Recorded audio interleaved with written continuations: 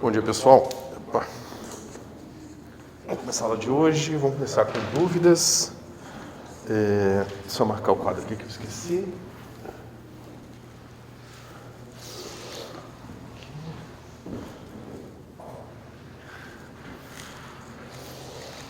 Pronto. Então, pessoal, como é que está a questão lá dos produtos triplos? Está tudo claro? Vocês querem dar uma olhadinha mais em alguma coisa? A gente pode seguir em frente. Aqueles primeiros produtos triplos, né? Eu ainda vou falar bastante coisa ainda sobre isso.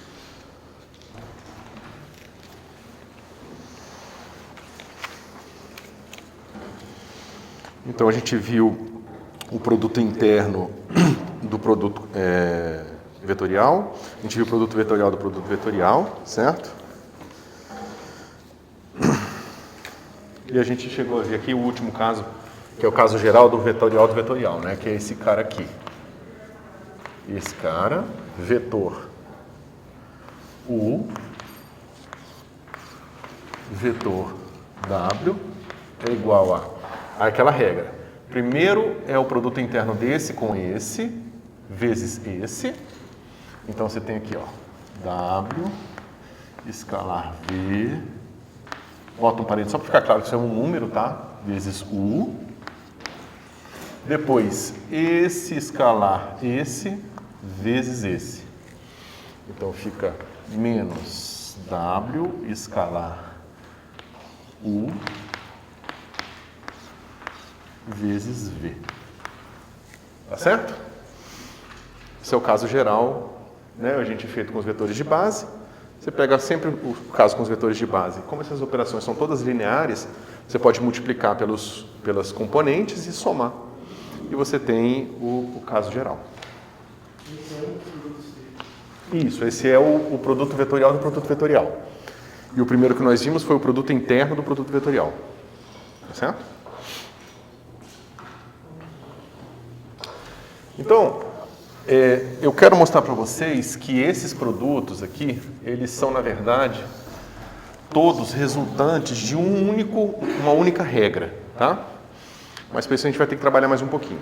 Primeiro vamos ver a inversa do V, tá? O inverso do V é muito simples, porque o V ele leva 3 elementos em outros 3 elementos. E esses 3 elementos são diferentes, então é injetora sobre ejetora, então não tem dúvida no que é a inversa, né? Então a gente sabe que a inversa do E3 é igual ao quê? E1, E2. Tá certo? A gente sabe que a inversa do E2 é igual a E3, E1, tá certo? Finalmente, a inversa do E1 é igual a E2, E3. Tá certo?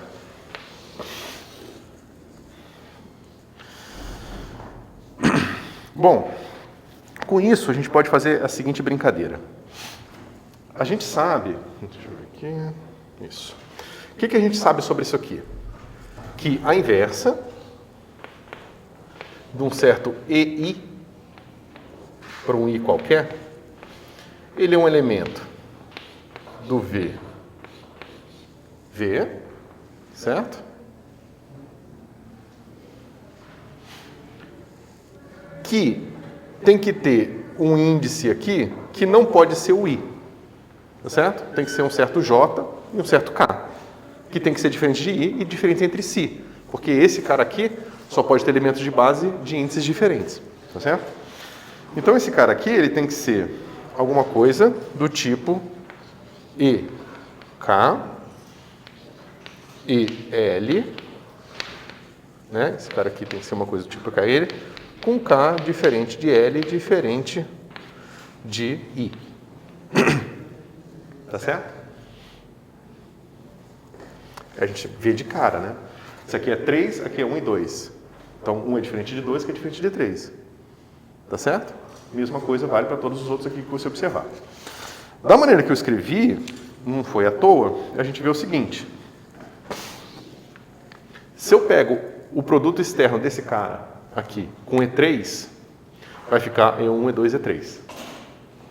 Se eu pegar o produto externo desse cara com E2, vai ficar E3, E1, E2, troco 1 com 3 uma vez e troco o 2 com 3 uma vez. Ou seja, fica assim, ó, 3, 1, 2, se eu fizer o produto interno com 2, depois fica menos 1, 3, 2, mais 1, 2, 3.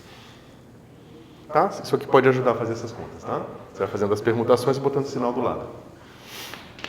Então aqui, se eu pegar o produto externo desse cara com o próprio E2, vai ficar E1, E2, E3.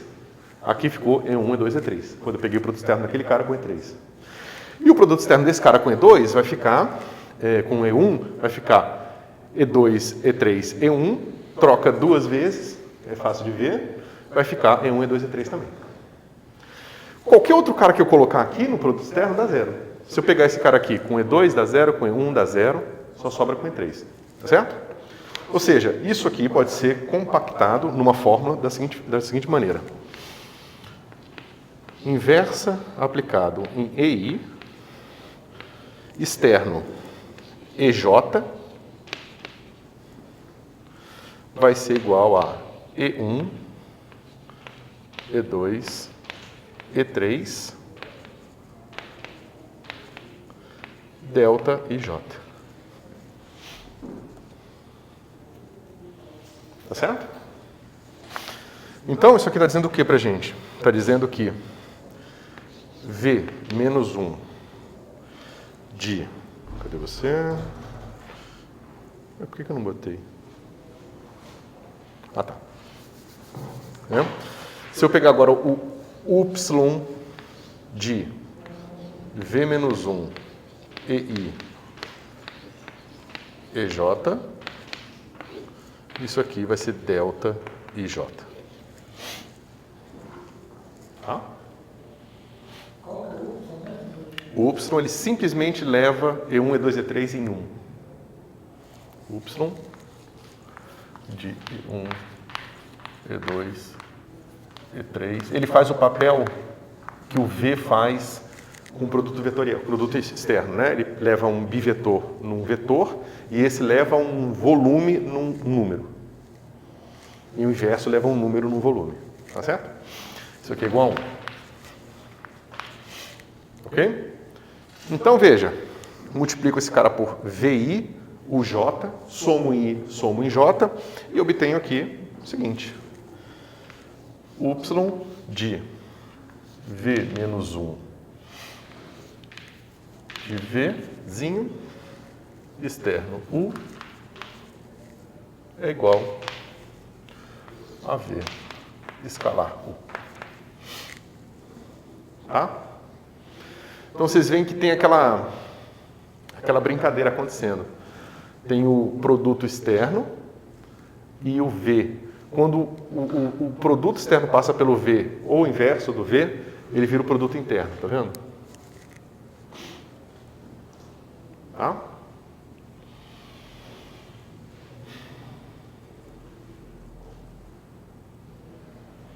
Deixa eu ver aqui. Tá.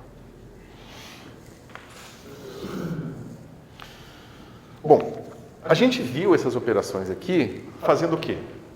A gente usa o nosso produto interno, né? E o produto vetorial para sempre jogar a coisa de volta para vetores com vetores. Porque é só o que a gente sabe fazer produto interno, certo? A gente não introduziu um produto interno de um vetor com bivetor. A gente só definiu o produto interno de vetores com vetores.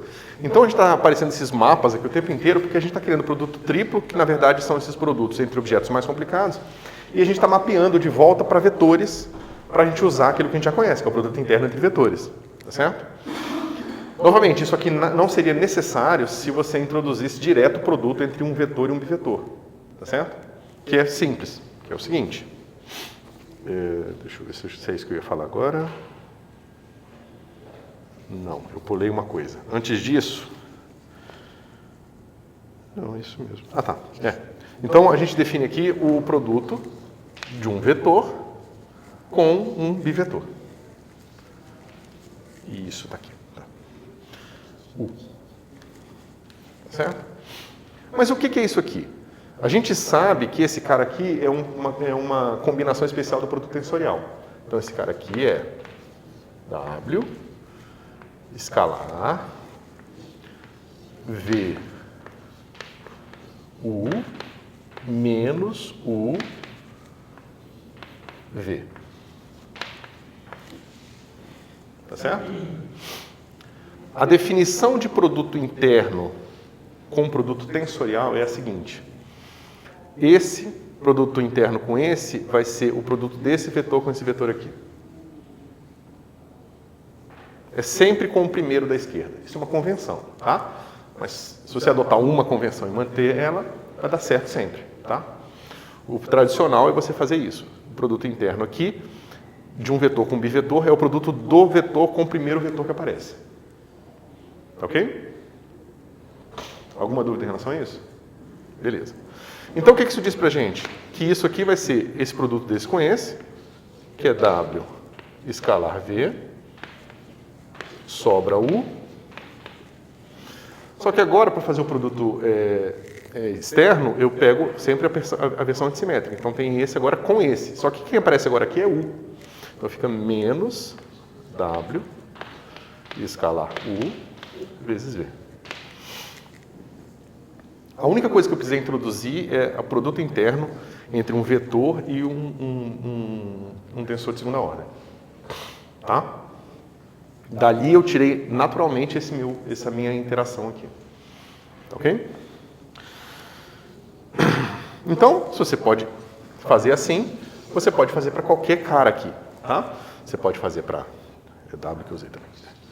W, produto interno com V, U, K. Vai ser toda essa brincadeira, tá? Você vai pegar aqui, esse cara aqui, lembra, vai ser toda a versão, vão ser todas as combinações antissimétricas desses objetos aqui. Então isso aqui vai ficar W escalar V, sobrou U, K. Agora, o segundo trocou uma vez, então o sinal é de menos. Então vai ficar V, W com U, W com U, e vai sobrar V e K. Tá? E o último é uma permutação duas vezes, quando ele veio para cá. Né? Então, é positivo. Mais W escalar K, que sobra V, U. Tranquilo?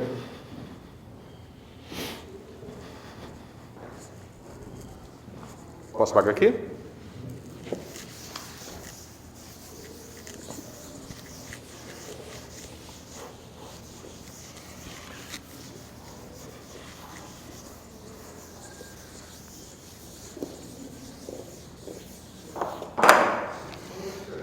Oi. Por que isso é positivo? Por quê? É mais W escalar K, porque o sinal é positivo. Esse aqui? Isso. Eu não entendi. Se você quiser, você pode uma vez na sua vida abrir todo o produto antissimétrico aqui. Você tem que construir todas as combinações de V, U e K, que são antissimétricas no sentido de que uma permutação par fica um número fica mais e uma permutação ímpar fica menos, tá certo? E aí você vai fazer essa regra aqui do produto interno sempre pegando o vetor da esquerda. Você vai ver que o resultado vai dar esse aqui. Se você quiser uma fórmula mnemônica, é fácil. Quando esse cara aqui faz produto com esse, ele está pegando o primeiro cara, então é mais. Quando passa por quando o W teve que passar pelo V para chegar no U, passou uma vez. Aí você pensa que passou 0 vezes, passou uma vez, ficou negativo, passou por 2, ficou positivo de novo. Tá certo?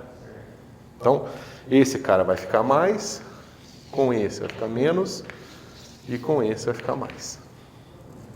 Posso tentar pensar isso em termos de evolutivismo? É exatamente a mesma coisa. Sim. É exatamente a mesma coisa. É o grupo de permutação. Tá? Isso aqui é a mesma coisa que vocês vão ver em mecânica quântica 2 comigo quando vocês forem ver estados de muitas partículas fermiônicas.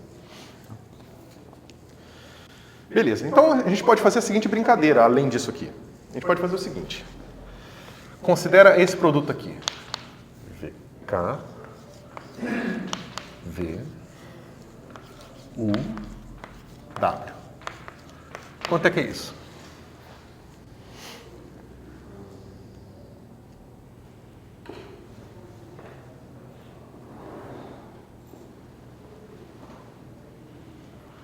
Alguma ideia?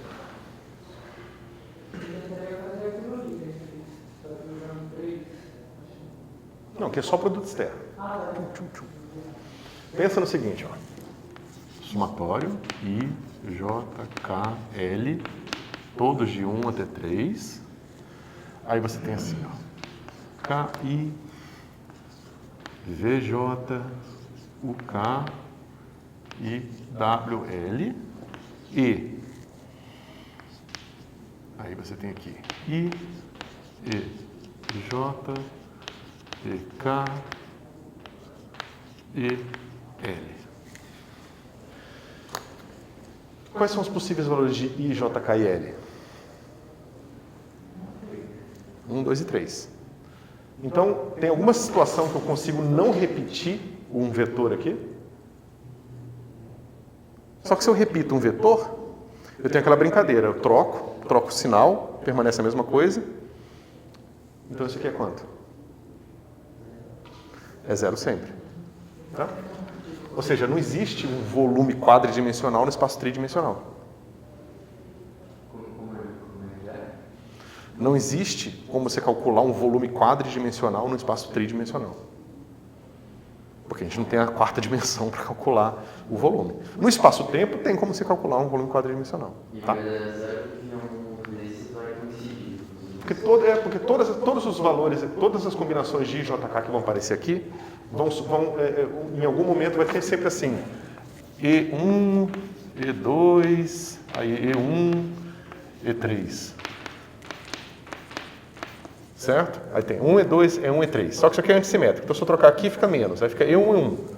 Aí troco o sinal do 1 com 1, troco o sinal de novo. Então eu mostro que o cara é igual a menos ele. Então ele é 0. Certo? É aquele mesmo truque sempre. Então isso aqui é 0 de partida, tá? Esse negócio aqui. Mas, parece uma coisa meio inútil, só que você pode usar que esse negócio é 0 e calcular o produto interno de um certo vetor L com esses caras aqui. Tá certo? Nossa, ficou confuso porque eu usei K aqui e K aqui, mas vocês não confundem não, né?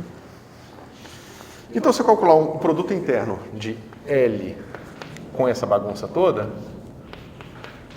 isso aqui, pessoal, não é inútil não, tá? A gente vai usar para mostrar umas fórmulas mais para frente que são importantes para a gente. Certo? Isso aqui vai ser L, escalar K, que sobra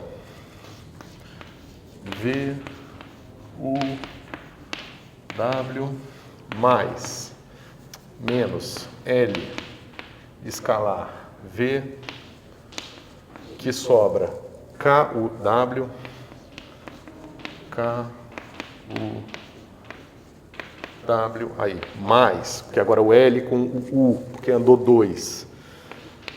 L, U, L com U vai ser para K, V, W. K, V, W. E finalmente andou 1, 2, 3, 4. Ficou, não, andou 1, 2, 3, ficou negativo. L, escalar W, e vai sobrar KVU.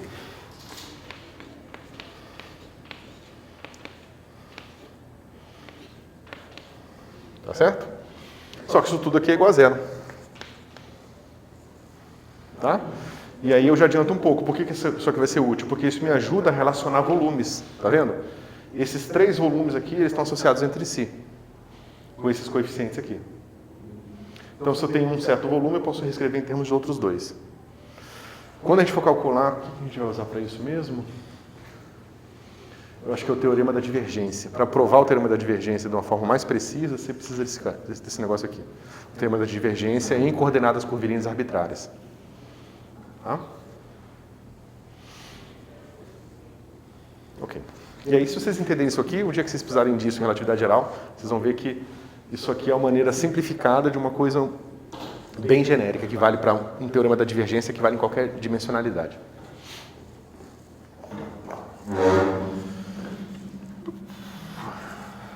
Ok.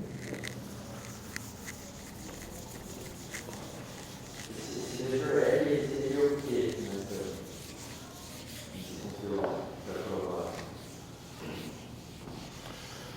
Você disse nessa prova que eu estava falando, que eu estava me referindo,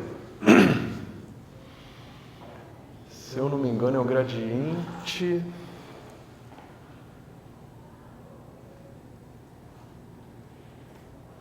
É o gradiente, vai ser o operador nabla, né? Porque justamente porque eu vou querer calcular o divergente de uma função, aí naquela função tem o volume de integração, que é uma coisa tridimensional assim, eu vou querer o divergente daquilo.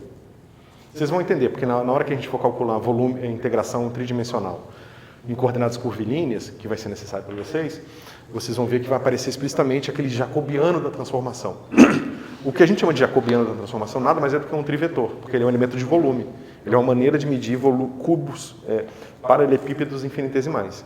A gente está colando um monte de paralelepípedo infinitesimal um do lado do outro para medir um volume tridimensional. E aí, quando você calcula a divergência daquilo, aparece em termos desse tipo aqui.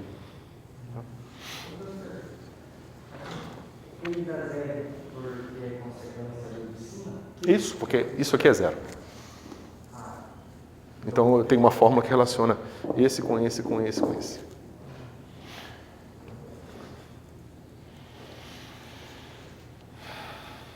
Ok. Então, pessoal, isso aqui diz pra gente o quê? Se você lembrar daquela fórmula que eu acabei de apagar aqui, com a fórmula do produto interno do produto vetorial, você obtém o seguinte. Você sabe que V vetor U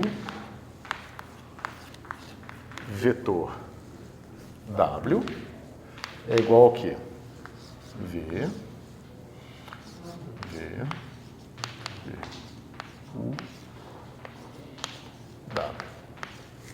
Tá certo? Só que a gente acabou de ver que isso aqui também é igual a W escalar V com U. Tá certo? Pela definição do produto interno entre um vetor e um bivetor. Então, se isso é igual a isso aqui, eu posso aplicar a inversa do V aqui embaixo e aqui em cima e obter o seguinte. V. Oi? É V, só V. Então fica V do Vzinho.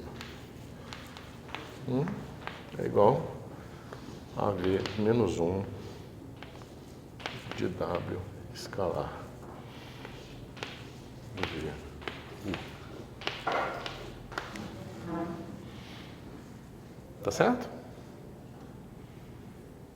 Deixa eu ver se aqui tá certo. Faltou um cara aqui, peraí. Isso.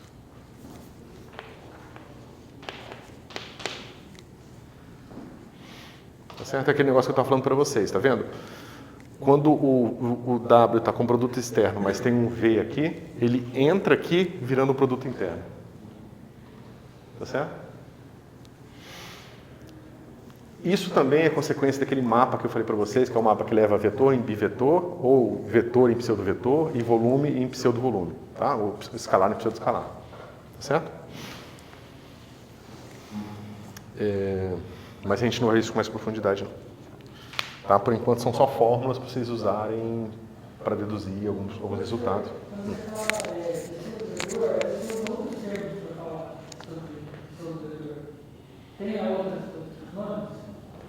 É porque isso aqui é um bivetor. Só que um bivetor ele tem um mapa de 1 para 1 com pseudovetores. Então eu posso chamar de bivetor ou pseudovetor. Depende se eu estou me referindo a um elemento de V V, ou se eu estou me referindo àqueles elementos especiais de V, que são os pseudovetores. É isso que você estava perguntando ou é outra coisa? Isso. Mas é que é a mesma coisa, né? Por isso que eu, às vezes uso... Mas eu estava me referindo, quando eu falo bivetor, eu estou me referindo a isso aqui. Quando eu falo pseudovetor, eu estou me referindo a V, U. E isso é um pseudovetor, né?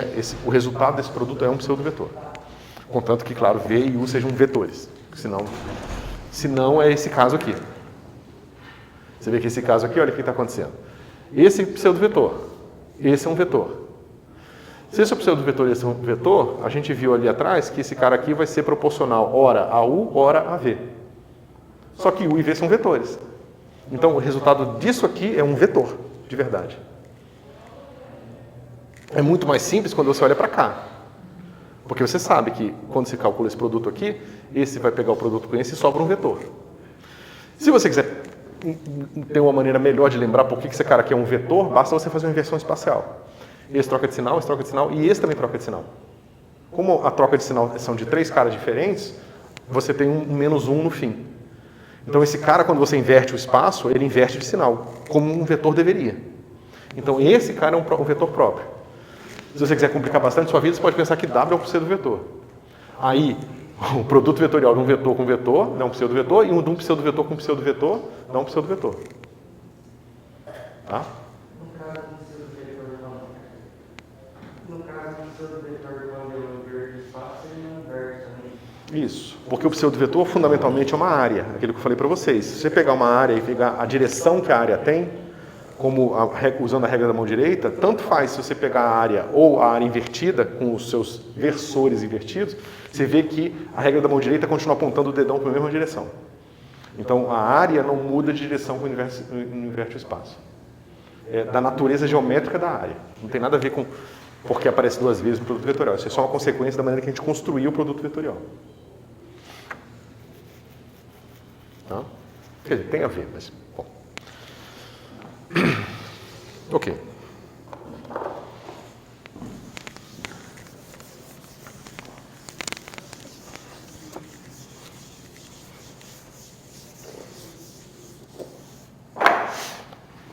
Então vamos falar agora de coordenadas cartesianas.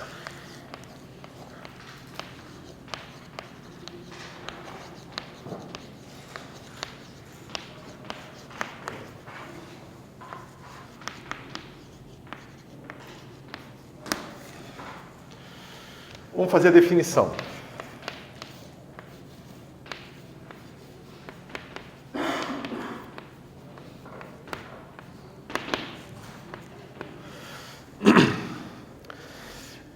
Eu quero um trio ordenado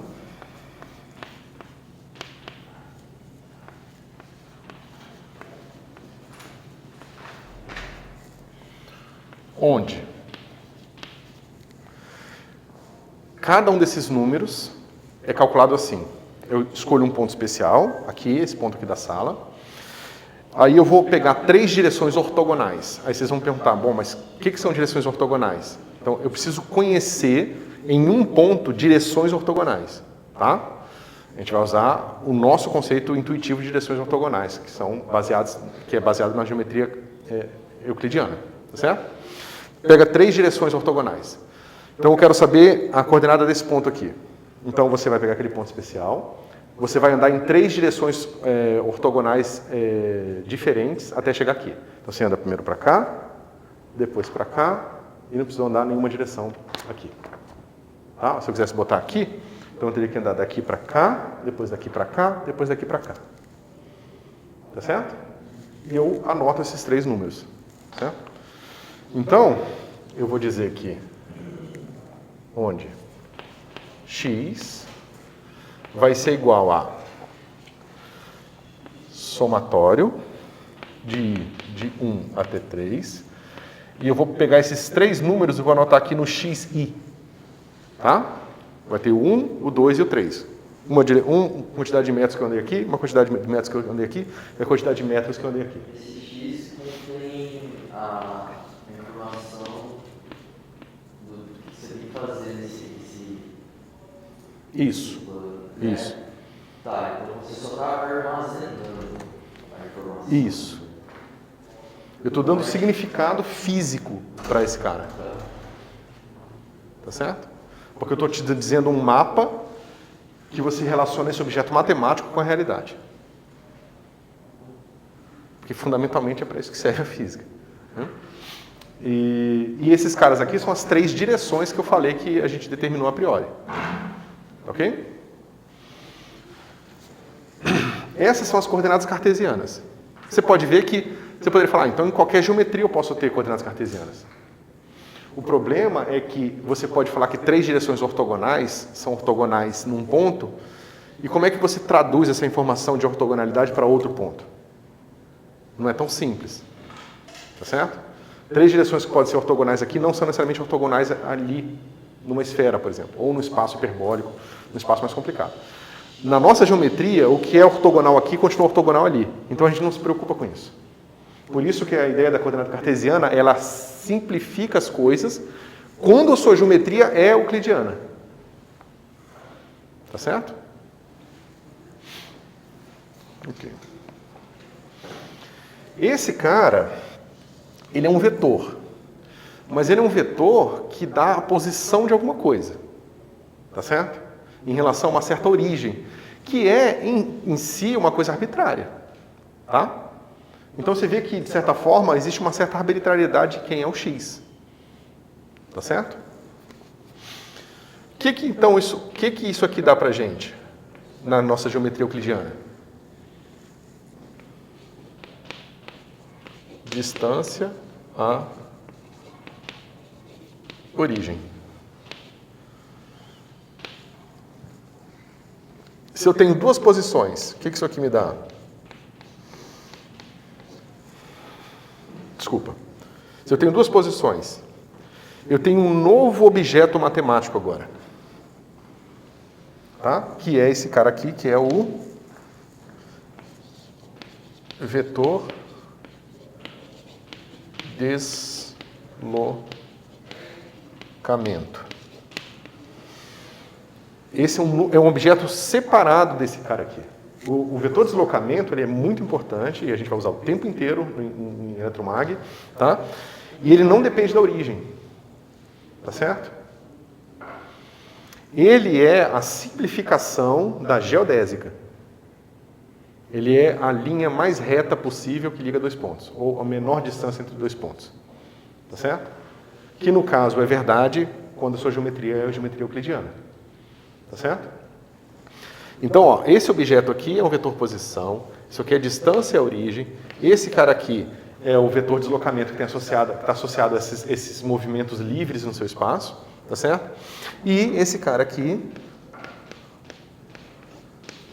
é distância entre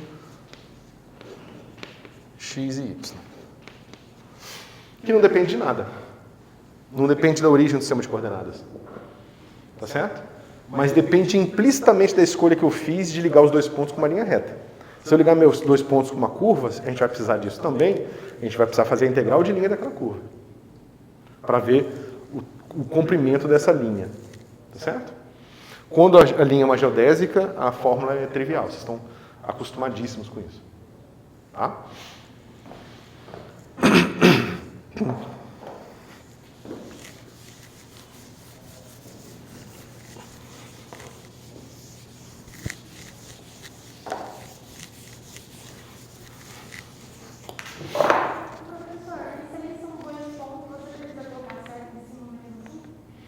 Sim, porque eu estou representando ponto com vetores. Mas você tem razão. Existe uma natureza diferente desses caras do que a gente chama de vetores de fato. Quando a gente vai para a complicação disso aqui, esses caras deixam de ser vetores e passam a ser coordenadas. Que é o que eu vou falar agora. Ah, esqueci de falar que isso aqui é a distância entre 2 pontos. É a distância euclidiana. Tá certo?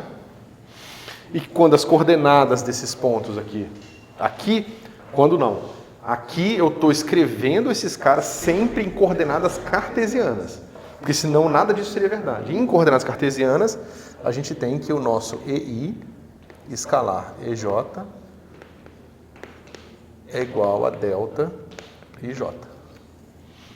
Tá certo?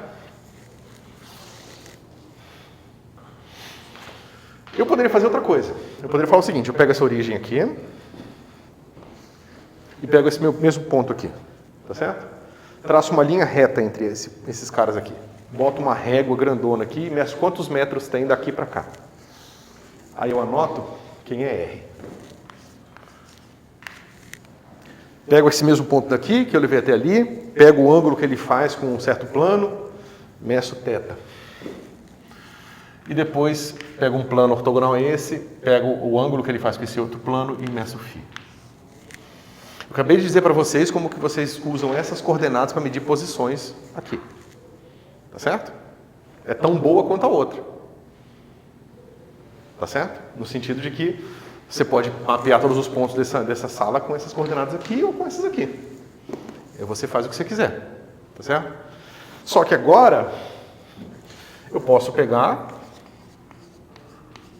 coordenadas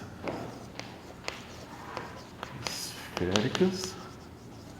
Tá certo? Eu posso me perguntar o que será que é R1, θ1, φ1, menos R2, θ2, φ2. Isso não tem nenhum significado razoável. Você pode pegar o conjunto desses três números aqui, que é um ponto em R3, usar a propriedade de espaço vetorial do R3 para calcular essas diferenças aqui, mas isso não te ajuda em nada, tá certo?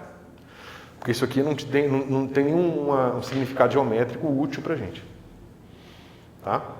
Então, vetores, posição, são vetores e têm significado útil geométrico quando em coordenadas cartesianas.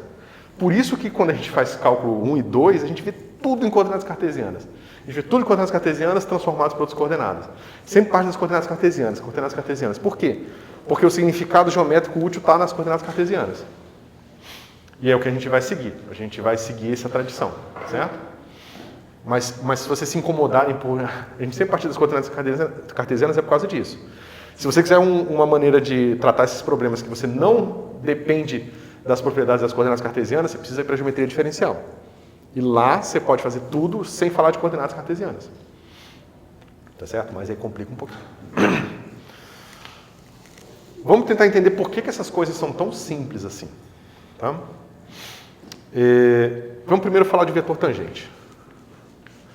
Que é, a gente já tem o posição, o deslocamento. A gente vai falar de uma terceira coisa, que é o vetor tangente.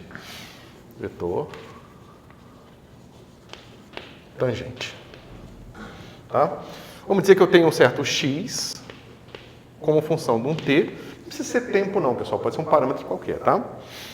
E aí você tem o quê? Você tem aqui um plano tridimensional, você tem um vetorzinho aqui, né? Você tem uma curva, e para cada valor de t, ele aponta para uma posição da curva. T0 ele aponta para cá, T1 ele aponta para cá, e para um certo x de t qualquer, ele aponta para cá. Tá certo? Então é um vetorzinho que caminha sobre a curva. Tá bom? Isso aqui é o vetor posição como função do tempo. Tá bom? Eu posso calcular o seguinte, o meu vetor tangente vai ser o meu ΔX, que eu defino como sendo x de t mais ΔT menos x de t. Esse cara vai ser o vetor tangente ao ponto x de t. Tá certo? Então, se você pegar esse cara aqui, você tem ele no t, você tem ele no t mais ΔT. Digamos que ele está fazendo... Fiz errado aqui, peraí. Tá? Você tem ele aqui, esse cara aqui é o x de t mais ΔT. E o meu vetor tangente é esse vetor que sai de um para o outro. Tá certo? É esse cara aqui. Isso aqui é o meu vetor tangente. Tá certo? Então você pode imaginar que, de certa forma, a minha curva nada mais é do que uma coleção de vetores tangentes. Vou botando um atrás do outro. Essa aproximação da minha curva em termos de vetores tangentes ela é tão boa quanto ΔT for pequeno. Quanto menor ΔT, melhor é a minha aproximação.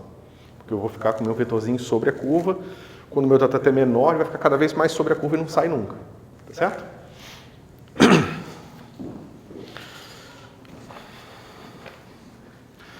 A gente diz... Cadê? Tá aqui.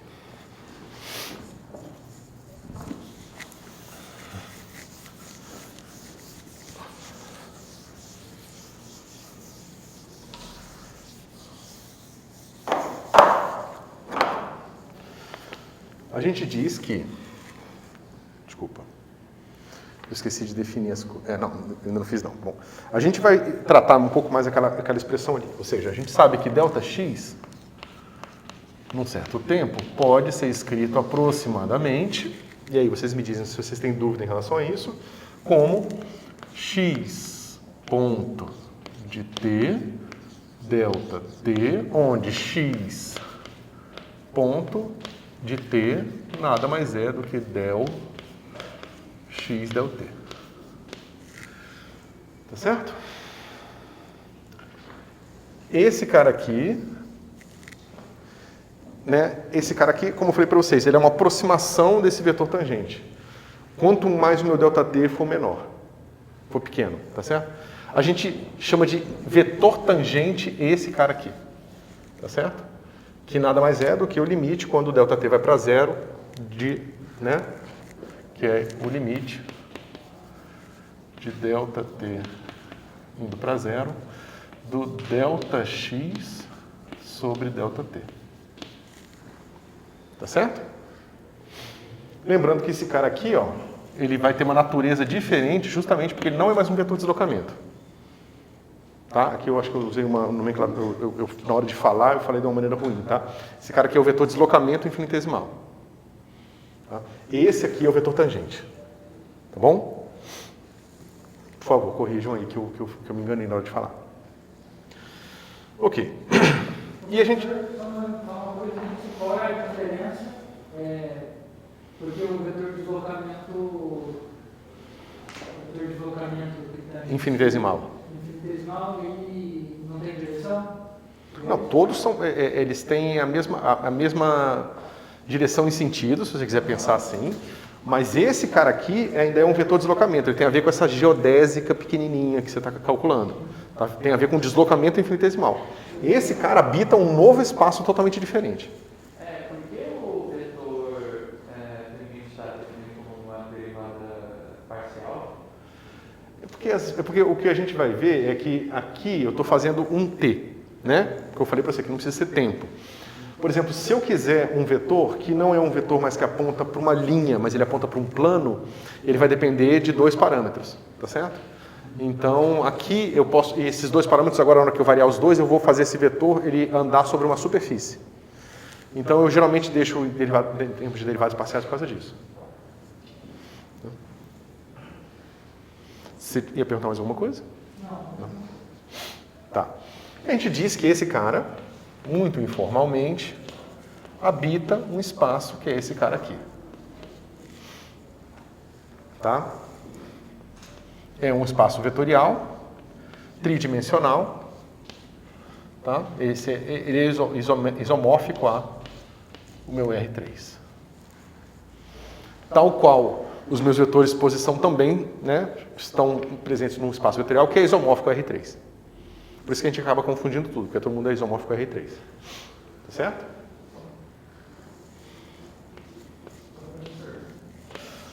Só um instante. Mas é válido vocês lembrarem que isso aqui é muito importante. Ele está num ponto diferente. O espaço vetorial é um espaço vetorial diferente em cada ponto do espaço. Tá certo? Alguém ia perguntar alguma coisa? O T é só um parâmetro qualquer ou ele está relacionado com o tempo? Parâmetro qualquer. Professor, eu entendi essa sua colocação. Sobre cada... Pode repetir? Esse espaço vetorial, a gente tem tradicionalmente, a gente aprende como se isso tudo fosse sempre o mesmo espaço vetorial. Só que ele não é. Esse cara aqui, ele é um vetor que está nessa posição aqui. Tá certo? E esse espaço vetorial ele pode ter propriedades diferentes de outros espaços vetoriais.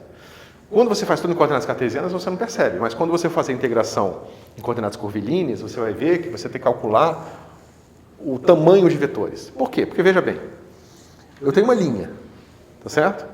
Agora eu quero calcular o comprimento daquela linha. Como é que você vai fazer isso? Você não pode usar mais a fórmula da geometria euclidiana, porque não é mais uma linha reta, é uma linha qualquer.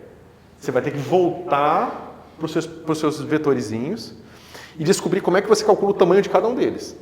Você sabe, é a geometria euclidiana agora para os vetores.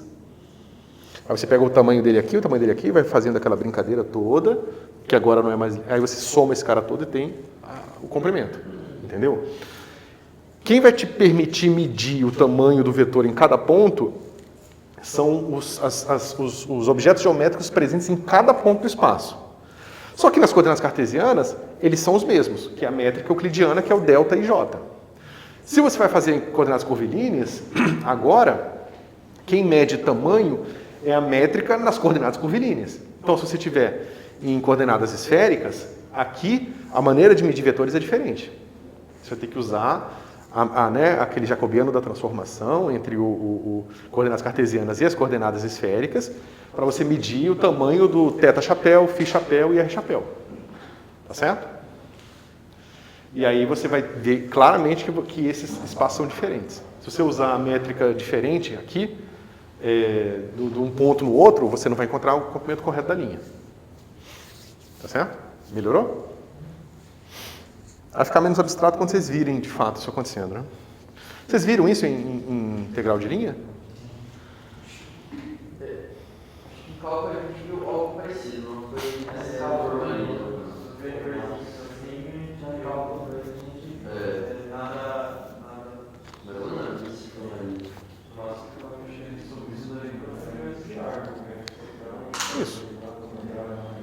Isso. É porque geralmente você faz a conta e ninguém te diz o que são aquelas coisas, você simplesmente faz as contas. Eu estou só dizendo para vocês o que são as coisas. Beleza?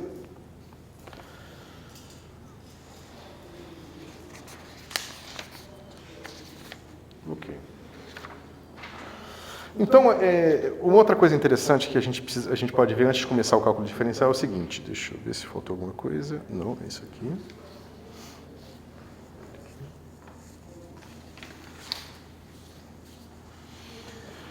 Imagina que você vai calcular agora um deslocamento finito. Aqui a gente está falando de deslocamento infinitesimal. A gente tem então que o vetor tangente é esse cara aqui. Então, se você quiser o tamanho do seu deslocamento infinitesimal, você sabe que esse cara aqui é aproximadamente dado por módulo do x vezes módulo ΔT. Tá certo? Então, se eu quero calcular, vamos dizer agora que eu vou fazer o seguinte. Eu tenho aqui 2 pontos, tá? Eu tenho aqui o meu x1, x0, desculpa. Eu tenho o ponto x1 aqui. E eu vou ligar esses 2 pontos com uma linha reta. Tá certo? Então eu posso fazer o seguinte. O meu x de t vai ser igual ao quê? x0 mais x1 menos x0 vezes t, tá certo? Para t pertencente a 0 e 1. Todo mundo concorda? Ó? Quando o meu t for igual a 0, esse cara aqui vai ser o quê? Vai ser 0 vezes esse vetor, vai ser esse vetor, esse cara aponta para o x0.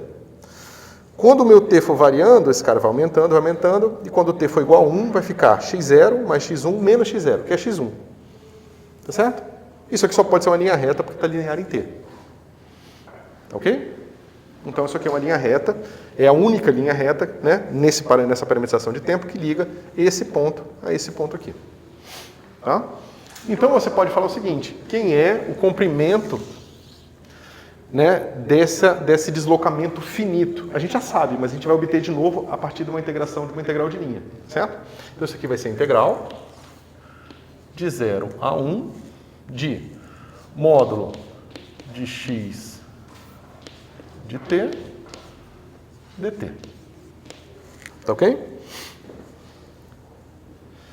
Aqui a gente está considerando sempre tempos crescentes, tá certo? Então o módulo aqui ele pode sair.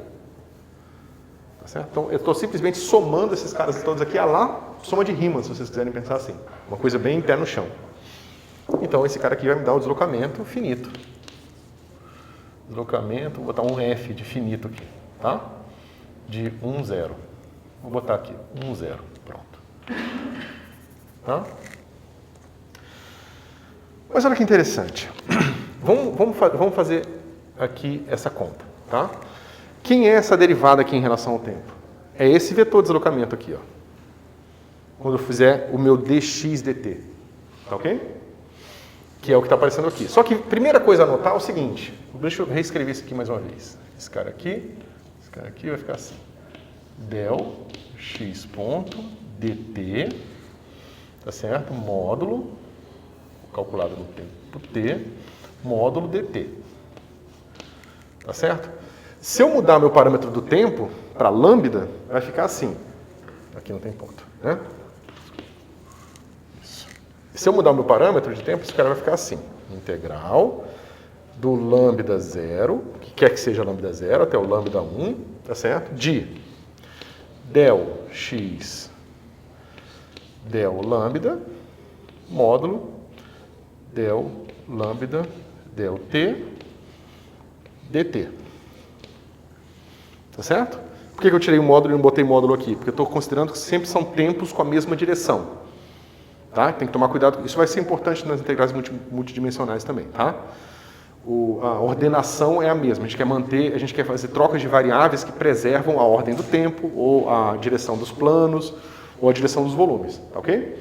Então a gente quer que d lambda dt seja positivo, ou seja, quando t aumenta, lambda aumenta, quando t diminui, lambda diminui. Ok?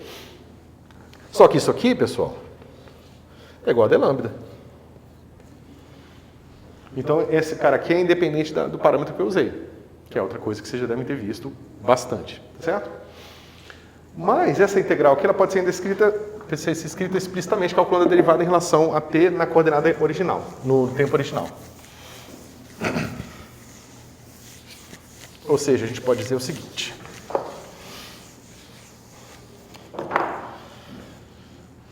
A gente pode dizer que a nossa integral, o nosso delta de 0 a 1 de x, vai ser igual a integral de 0 a 1 da derivada, que vai ser então módulo de x1 menos x0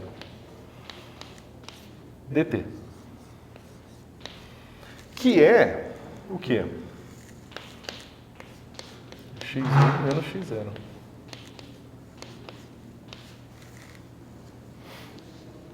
Tá certo? Então, quando a gente usa que a distância entre dois pontos é dada por raiz de x1 1 menos x0 1 ao quadrado mais a gente está herdando a noção de tamanho de vetor. Aqui é o tamanho de um vetor que habita um espaço tangente. Me gerou uma noção de distância no espaço das posições. São duas coisas totalmente diferentes. Tanto que quando você vai para um espaço em que a distância é difícil de calcular, você geralmente não tem uma fórmula fechada como essa aqui. Tá? Isso aqui é um privilégio da geometria euclidiana que te dá essa fórmula fechada da distância entre dois pontos. Em geral, você tem que calcular esse cara aqui com umas integrais, que você não tem resultados analíticos, e você simplesmente não tem... Você tem que lidar com isso numericamente, ou com algum tipo de aproximação, e assim por diante. Ok? Então, vocês entendem, né? Essa é a métrica que a gente chama de métrica verdadeira, tá? O elemento de linha. É a maneira de você medir tamanho nos espaços vetoriais tangentes. E ela induz para a gente uma distância entre pontos das posições das partículas.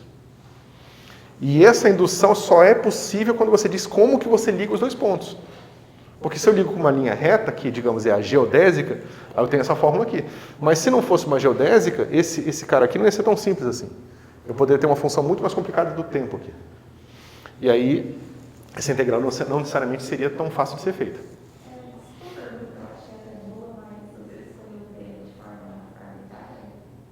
Escolhi totalmente arbitrário. Você diz 0 e 1 e tal, né? Escolhi porque facilita a minha conta, mas eu mostrei que podia ser feito qualquer outra escolha. Certo? Por isso que eu fiz esse passo aqui, para mostrar que por mais que eu tenha escolhido um especial que facilita a minha conta, eu poderia ter feito em qualquer escolha de tempo. Tá? Então é difícil ensinar pra gente assim, lá em cálculo 2? Não sei, cara. Desenvolvimento é. Agora tudo faz sentido. Podia ter sido antes. E sabe que é uma coisa que eu não tenho uma vasta experiência, porque eu estou dando aula há pouco tempo, né? Mas trabalho com física há muitos anos, mas eu vejo que tem uma certa... Acho que a maneira que as pessoas ensinam conteúdo, pelo menos nos lugares que eu conheci mais de perto, subestima muito o aluno. Então, prefere dizer para o aluno menos coisas, com medo de assustar o aluno, do que tentar fazer a explicação mais completa. Eu acho isso ruim, porque quando eu era aluno era muito ruim para mim. Porque quando alguém dava uma explicação e alguma coisa faltava na explicação, cara, eu não conseguia tirar a cabeça daquilo. Entendeu? Eu não conseguia seguir em frente e falar, dane-se aquele negócio, eu vou seguir em frente sem ligar para o fato de eu não ter entendido isso. Eu ficava ali tentando encontrar, e muitas vezes demorei muito para encontrar a resposta, né? Então eu tento fazer o contrário. O que eu acho que funcionaria para mim, eu tento fazer por vocês. Se não tiver, se tiver demais, vocês têm que me avisar também que eu posso calibrar. Tá bom? Bom, vamos começar aqui o cálculo diferencial.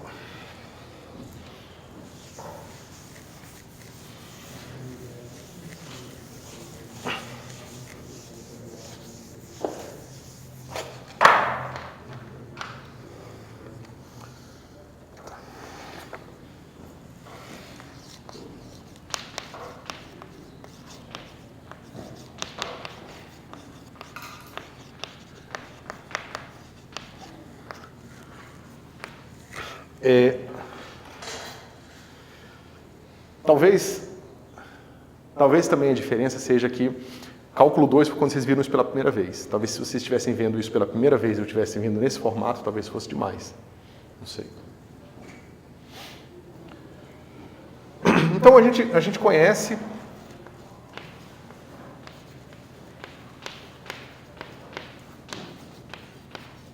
derivadas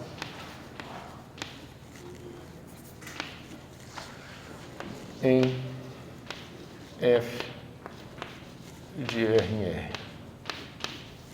Certo?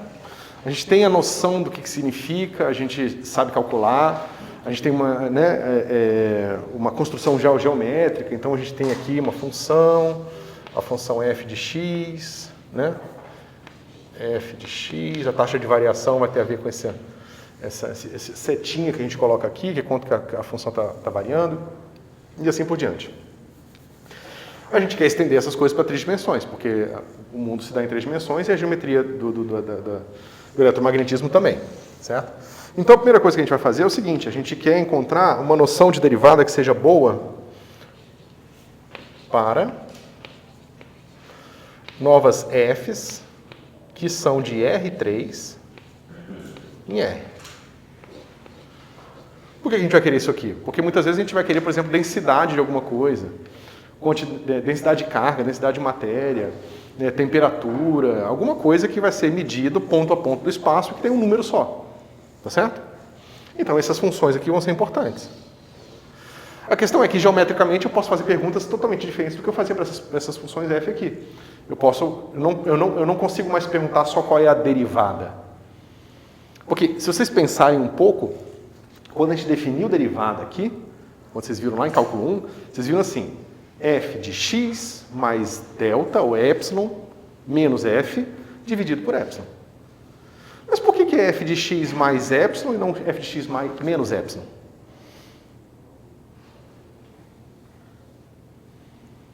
Porque não precisa. Porque no fim, se você botar mais epsilon ou menos epsilon, a diferença vai ser um sinal na derivada. Como é tão simples a diferença entre os dois, a gente convenciona sempre usar a com positivo, e se a gente quiser a taxa de variação da curva quando eu ando para a esquerda no gráfico, eu simplesmente pego o sinal menos e coloco na frente da minha derivada. Porque eu posso perguntar o seguinte, geometricamente eu tenho f de x, é uma função de x, eu posso falar quanto que ela varia quando eu ando para a direita. Isso é a derivada de x, que a gente convencionou. Mas eu poderia muito bem dizer qual a variação de x, de f de x quando eu ando para a esquerda. Não tem nenhuma coisa especial com a direita. Tá certo? A esquerda é tão boa quanto. E a mesma coisa vai se dar aqui, só que agora complica bem mais. Porque agora eu não tenho mais só uma direção e a outra é só menos ela. Eu posso falar o seguinte, qual é a taxa de variação de f quando eu ando para cá? Mas se eu andar para cá? E se eu andar para lá? Eu posso fazer todas essas perguntas. E essas perguntas já não estão mais simplesmente associadas, as respostas a essas perguntas não estão mais simplesmente associadas. Vão estar mais ou menos. A gente vai ver agora como. Uma pergunta, eu acho que ela é bem boa, assim, mas para mim vai fazer muita diferença a resposta dela. Na matemática, eu escutei muito que derivada é um ponto tangente. Na física, eu escutei bastante gente falando que era uma taxa de variação. Eu nunca sei o que é uma derivada. E o que é uma derivada, professor?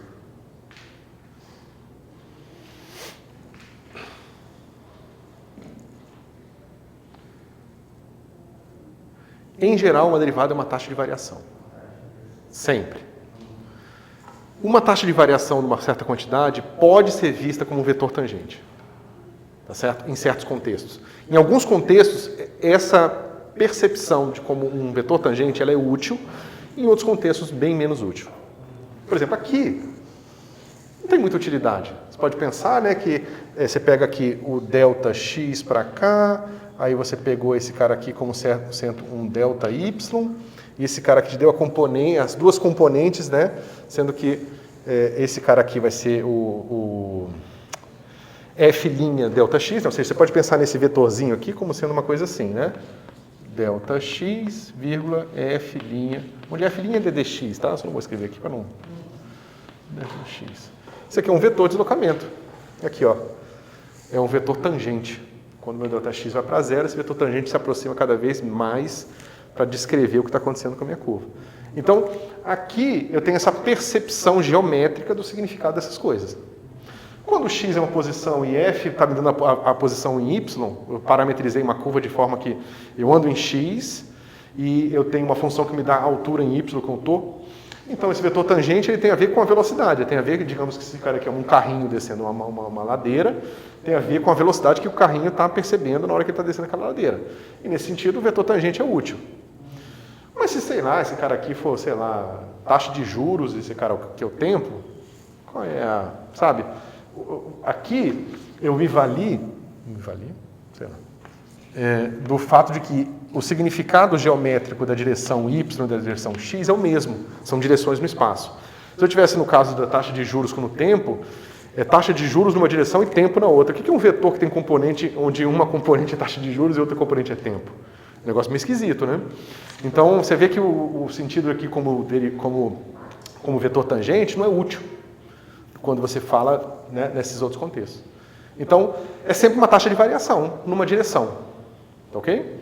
Agora, se a representação em termos de derivada em vetores de tangente vai ser útil ou não, depende da aplicação. Tá? Melhorou? Sim, melhorou bastante. Valeu. Então, a gente vai fazer o quê? A gente vai definir o que a gente quer. A derivada direcional. É muito simples, a gente já sabe calcular a derivada, a gente vai estender isso para uma direção qualquer e definir a derivada direcional.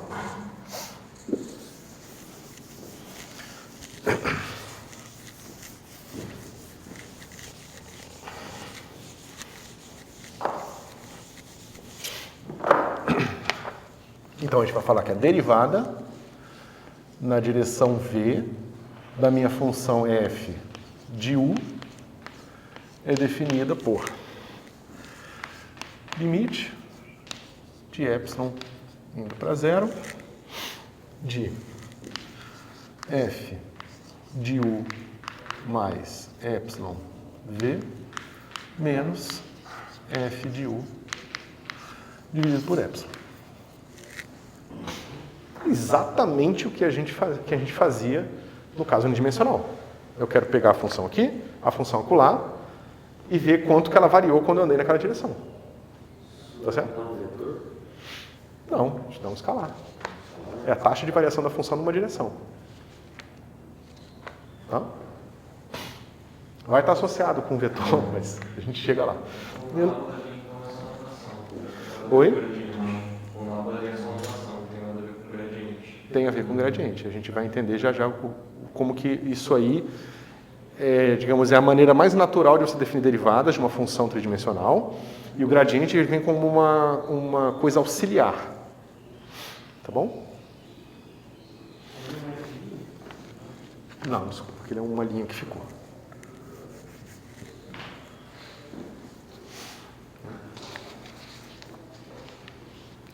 Então, vamos escrever isso aqui com todas as letras, né? Então, esse cara aqui vai ser igual a limite de epsilon indo para zero, de quê? Vamos escrever aqui, f de u1 mais epsilon v1, u2 mais epsilon v2, u3 mais epsilon v3, menos f de u1, u2, u3. Tudo isso aqui dividido por epsilon. Bom, é fácil ver o que acontece, né? Vocês viram série de Maclaurin, né? Você expande isso aqui em série de Maclaurin. O que é isso aqui? É uma função, você pode pensar, por mais que isso aqui seja uma função de 3 variáveis, que está parametrizada num certo epsilon que aparece nas 3 entradas, isso aqui é uma função de epsilon. Você pode pensar nisso aqui tudo, ó. O epsilon é às vezes no sentido do limite, lá, da variação do eixo y. Não, o epsilon é simplesmente uma variável real pequena. Isso. Tá? Pode pensar nisso aqui tudo como uma certa f de epsilon, se você quiser. Tá? Naturalmente você vê que esse cara aqui é f de zero. Né? Esse cara aqui. Então isso aqui nada mais é do que a derivada comum, como você está falando. Partindo da definição aqui, então eu posso definir essa derivada geometricamente para qualquer direção? Sim. Certo. A direção está aqui, ó. Tá? Você pode expandir isso aqui em Maclaurin, é fácil, né? Você toma esse cara em zero, depois você deriva em relação a epsilon.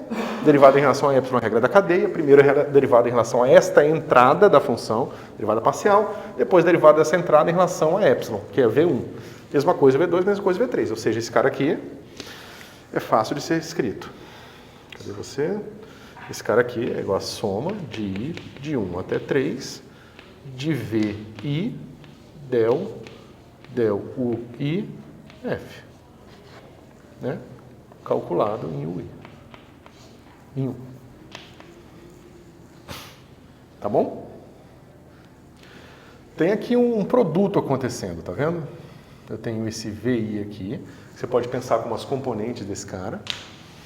E eu tenho esse cara aqui, que você pode pensar como componentes de alguma coisa. Tá certo? Tomar um pouco de cuidado. Aqui, o índice está aparecendo em cima. Aqui, o índice está aparecendo em cima, mas no denominador. Então, esse cara aqui tem uma natureza diferente de vetores. Esse cara não é um vetor. Tá certo? Então, a gente vai corrigir isso, tá? Mas, por enquanto, lembrem disso, tá? Uma coisa interessante é o seguinte. Tá vendo que eu estou somando esses caras aqui, ó?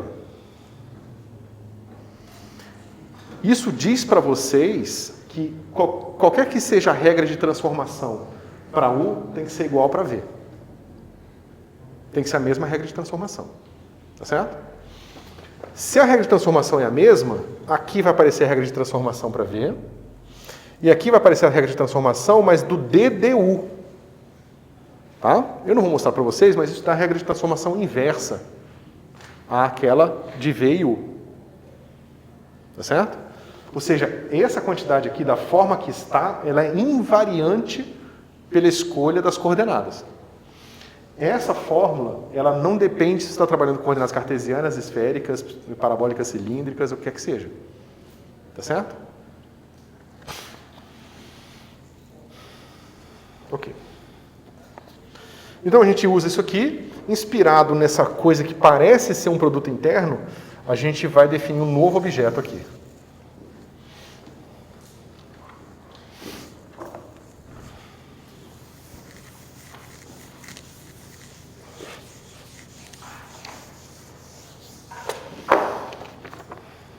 Então, a gente vai definir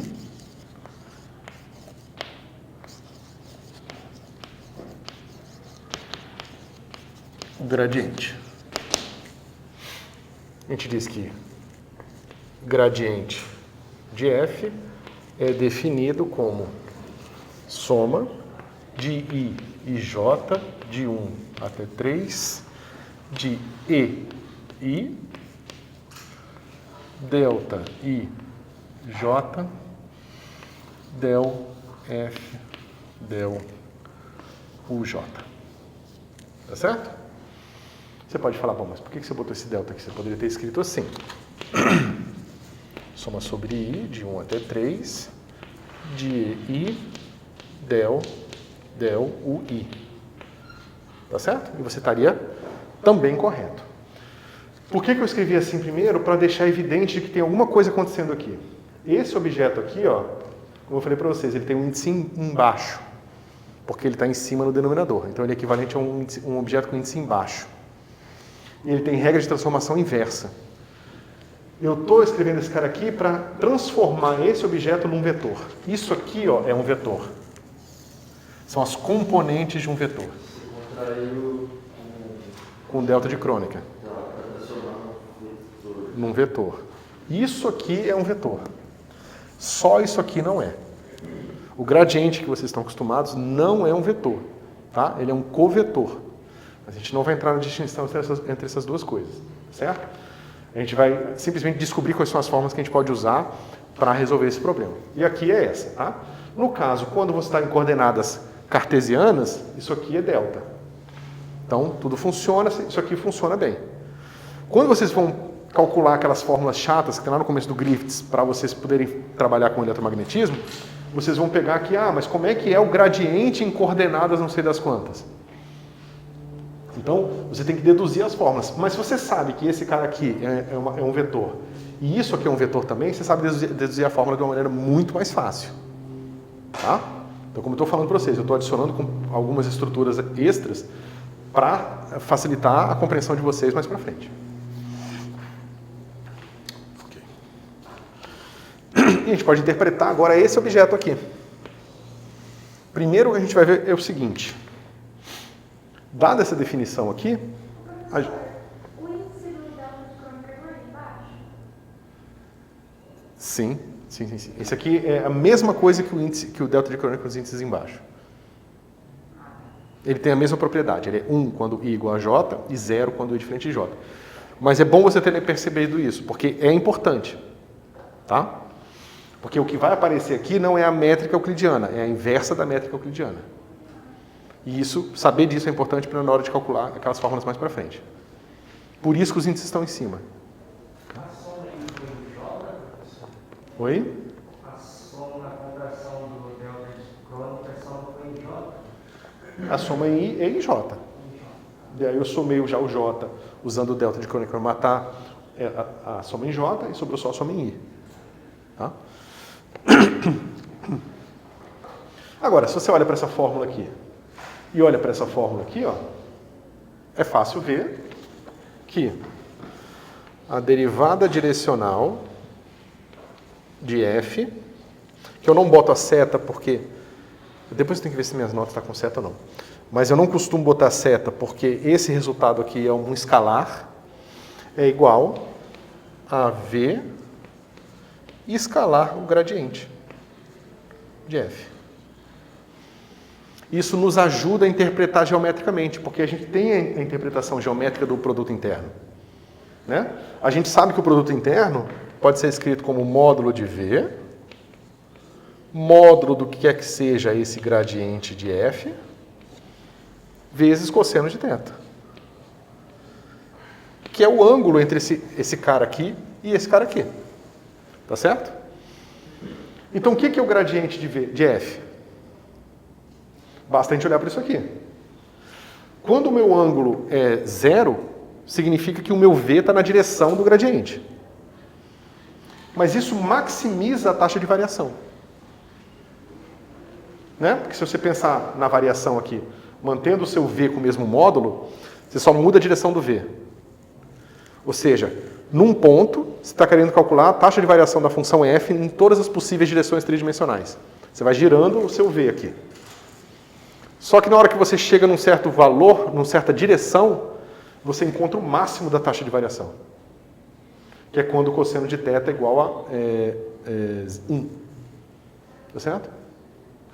Então, esse cara aqui, o gradiente te dá a direção que a função mais varia. Tá certo? Como que eu retiro informação de, sei lá, quero descobrir a maior taxa de variação de temperatura da sala? Como que eu retiro informação? Você calcula o gradiente da função temperatura e isso já te dar automaticamente todas as direções nos pontos da sala onde a temperatura está variando mais.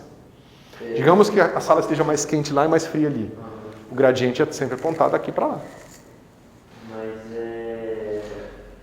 aí eu tenho um vetor. Sim, você sabe o V. O V que maximiza isso aqui é quando o V for proporcional ao próprio gradiente f. O V seria A direção de maior crescimento. Tá? E, ao mesmo tempo... Poderia explicar de novo a parte que você fez para contrair e voltar? Daqui para cá, eu simplesmente abro essa somatória aqui. Então, isso aqui são duas somatórias, uma somatória de I 1 até 3, depois uma somatória de J 1 até 3. Aí eu faço aqui todos os termos. Eu pego aqui 1, 1, 1, 1. Depois 1, 1, 2, 2. 1, 1, 3, 3. Só que quando for 1, 2, dá 0 e 1, 3, dá 0. Então vai sobrar só 1, 1. Próximo termo de I é 2. Então eu pego aqui 2, 2, 1, 2, 2, 2, 2, 2, 3. O 2, 2, 1 dá 0 e o 2, 2, 3 dá 0. Só vai sobrar o 2, 2, 2. Então só vai sobrar 2, 2, 2 aqui e 2 aqui. Então quando eu somo em J, o J mata... o delta mata a integral em J. E sobra só a soma em I. Tá? Faz pelo menos uma vez todos os termos. Abre aqui, são 9 termos, nada demais. Pega uma folha em branco, escreve todos eles. Isso ajuda o nosso cérebro a gravar. Tudo bem isso aqui, pessoal? E tem uma coisa interessante, né? Existe um ângulo aqui sempre. Θ igual a 0. Em que a função não varia nada. Isso serve comumente ser usado para encontrar curvas de níveis. Ou seja, eu quero saber a direção que a temperatura mais aumenta, mas isso sempre diz para mim que existe uma certa superfície onde a temperatura é constante. Basta eu pegar esse cara aqui, eu vou ter sempre dois vetores ortogonais, aqui formando um plano, né? O plano onde esse cosseno de θ é igual a 0. Eu posso ficar andando nesse plano. E isso vai definir uma superfície para mim.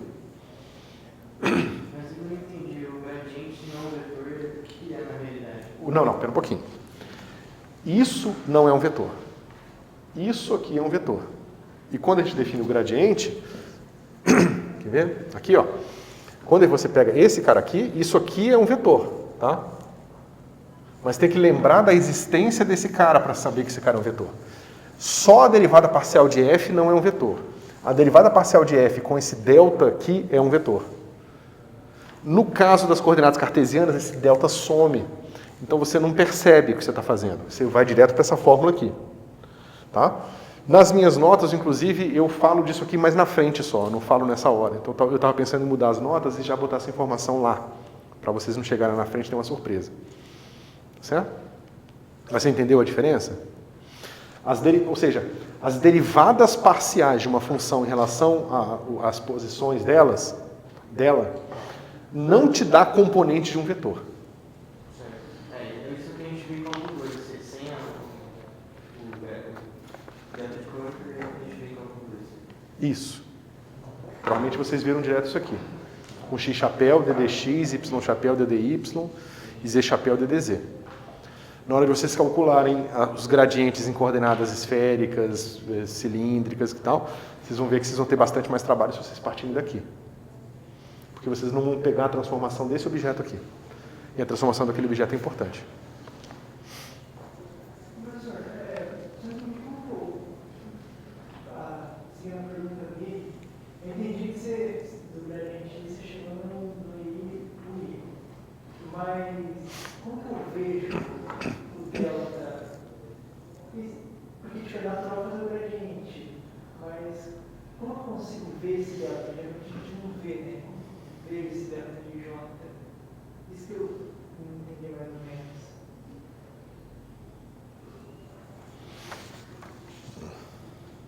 Mas essa pergunta faz sentido. Não, faz sentido sim. Quer dizer, eu acho que eu entendi o sentido, né? Porque você está querendo ver alguma coisa que está escrita no quadro. Então, você faz isso aqui. Como eu consigo visualizar esse cara? Tá. Quando você vai para um sistema de coordenadas curvilíneos, o seu vetor de base ele vai deixar de ser esse vetor euclidiano. Tá certo? Ele vai passar a ser um vetor que tem as direções associadas às novas coordenadas. Por exemplo, rθφ é o vetor que você obtém quando você pega um vetor cartesiano em termos de coordenadas esféricas e varia só o r. Isso vai te dar os vetores radiais. Se pegar um vetor cartesiano de posições cartesianas escrito em termos de coordenadas esféricas e variar só o θ, você vai ter esses vetorizinhos aqui girando na direção de z para o plano. Tá certo? Então, esses caras, eles mudam. Se você pegar essa fórmula aqui e pegar como que esse cara muda e como esse cara aqui muda, vai aparecer um monte de coisa esquisita aqui. Tá certo?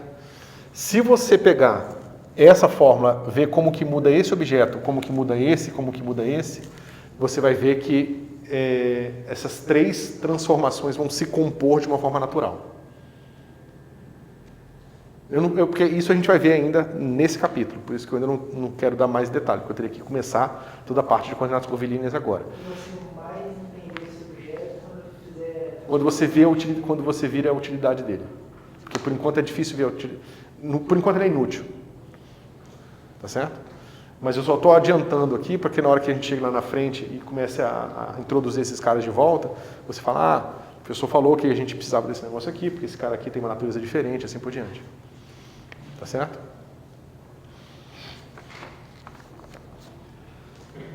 Ok?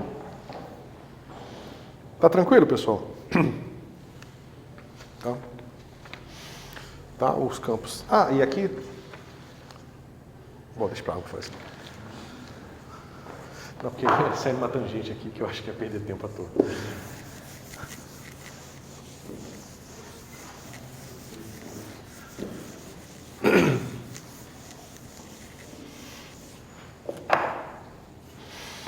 Bom, então a gente pode agora fazer essa brincadeira e tentar entender o que vai acontecer com a taxa de variação, mas agora a gente tem outros objetos que a gente pode pegar a taxa de variação. A gente tinha um escalar, mas agora a gente pode querer a taxa de variações de um vetor, de um campo vetorial. O que é um campo vetorial? E aí, com certeza, vocês entendem que isso aqui é a base do eletromagnetismo. Campo vetorial é nada mais do que uma aplicação, um mapa, uma função que leva a R3 em um V. Tá certo? Aqui, a gente poderia ser mais explícito e dizer que leva em X, Vx. Tá certo? Ou seja, F de X, posição, é um vetor em Vx. X é É a posição daqui. É por isso que eu escrevi a expressão de baixo. O f de x, ele leva a um vetor que habita o espaço tangente à posição x. Tá certo? Novamente, porque esse cara vai ter propriedades diferentes em pontos diferentes. Tá certo?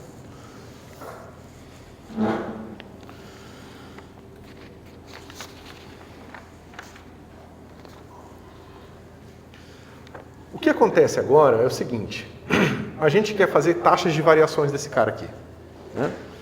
A gente tem que o argumento nosso aqui é a posição do f, tá certo? A gente poderia pensar numa derivada direcional desse cara aqui. Mas quando a gente está falando de derivada direcional, bom, vai ser útil também, tá? A gente está falando da derivada da taxa de variação de um vetor agora, tá certo? E a taxa de variação de um vetor segue em eu pegar esse vetor num ponto do espaço, num outro ponto do espaço e comparar os dois, tá certo? Eu não consigo entender esse f com o símbolo do vetor em cima, porque assim, uma função de vetores, é só isso? Ou é algo... É isso aqui, ó. Deixa eu escrever com todas as letras aqui.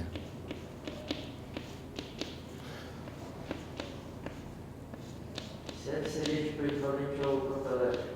O campo elétrico vai ser um campo vetorial. Sim.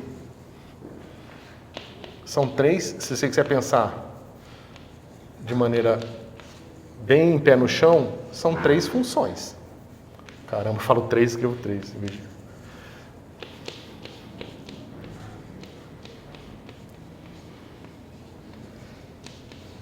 O que é isso aqui na prática? Eu vou escrever, no caso, bidimensional, porque é mais fácil, tá? Então, eu tenho o meu E2 aqui, eu tenho o meu E1 aqui, eu tenho um ponto. Nesse ponto aqui, eu calculo quem é o meu F, desse meu ponto X aqui. Digamos que ele seja um vetor nessa direção aqui. Eu repito isso. Vou tirar esse cara para não atrapalhar e eu vou ter um campo vetorial aqui. Né? Pode ser que esse vetor fique cada vez mais miudinho quando eu ando para cá e comece a ficar grande,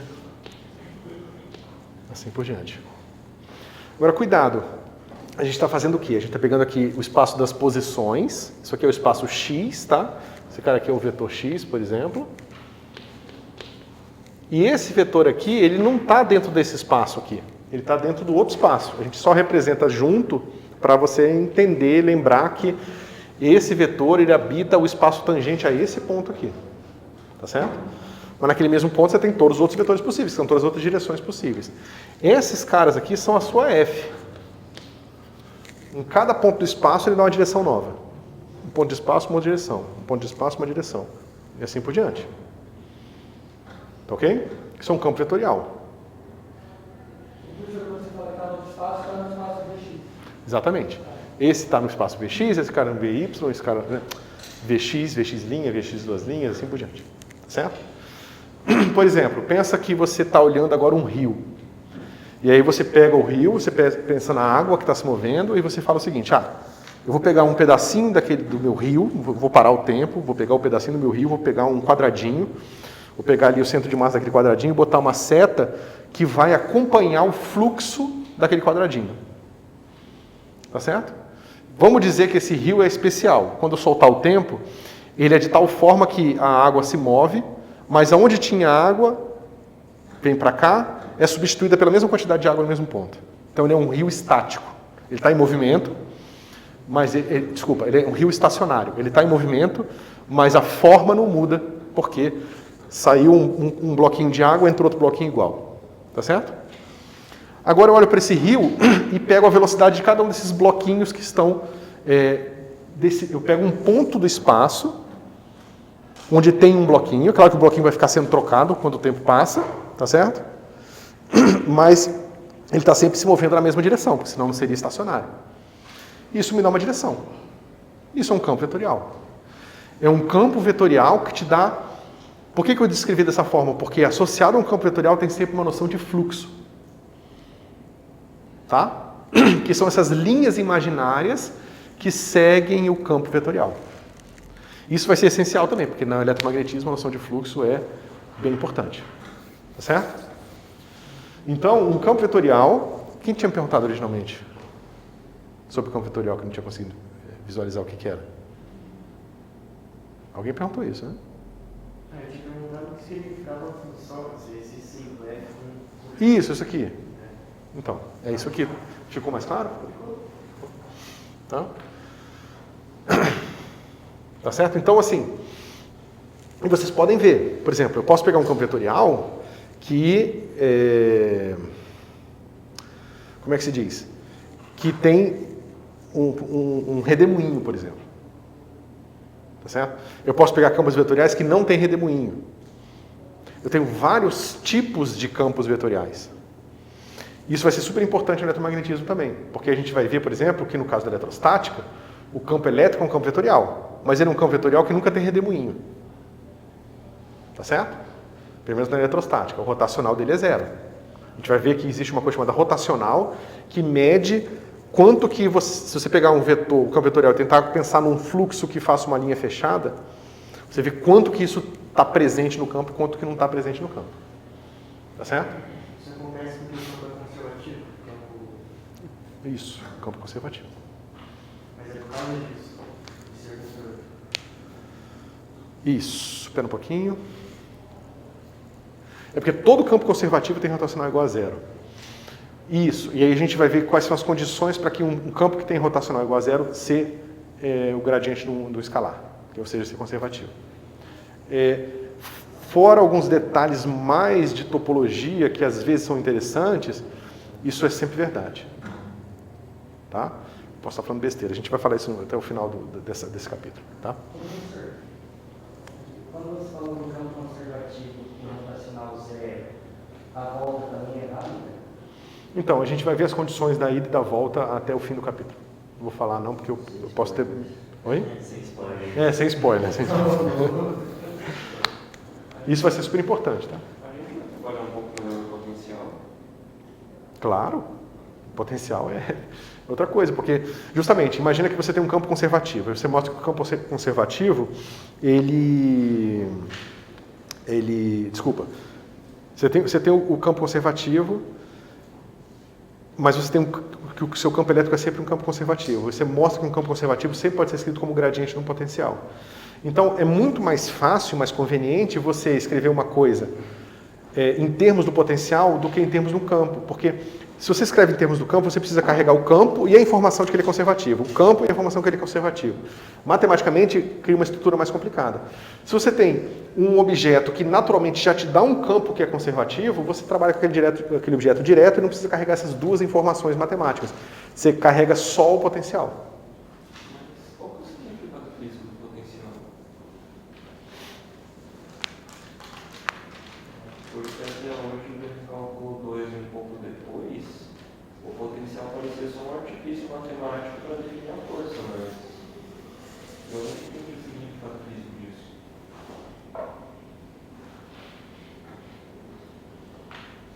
É porque... Deixa eu ver como é que eu posso falar.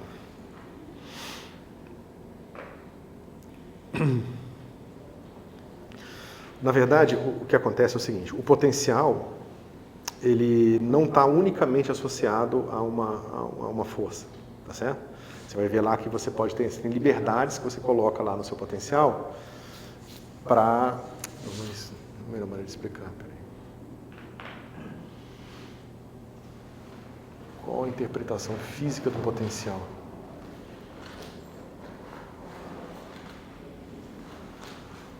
O problema é que você não mede o potencial diretamente, né? Você sempre está medindo o gradiente do potencial, você está sempre medindo integrais de linha do gradiente do potencial e assim por diante. Então, na verdade o que você quer é uma classe de equivalência de todos os potenciais que levam a mesma força, digamos assim. Entendeu? E aí você pode dizer que essa é a classe de equivalência que é física. Mas é difícil explicar melhor sobre potencial, porque a gente vai ter que falar, no final do curso, com sorte, a gente vai ver equações de Maxwell, a gente vai ver liberdade de calibre. E é difícil explicar o que é potencial sem explicar o que é liberdade de calibre. Entendeu? Porque o potencial tem justamente estar habitando esse espaço que tem essa liberdade, e essa liberdade é essencial para entender o eletromagnetismo. Mas é difícil eu explicar agora para você. Eu não consegui uma maneira simples de falar agora sobre isso. Só ver como é que está o horário que vocês estão se arrumando aí. Ah, não, mas ainda tem. Como é que estamos aqui, pessoal? Tudo certo?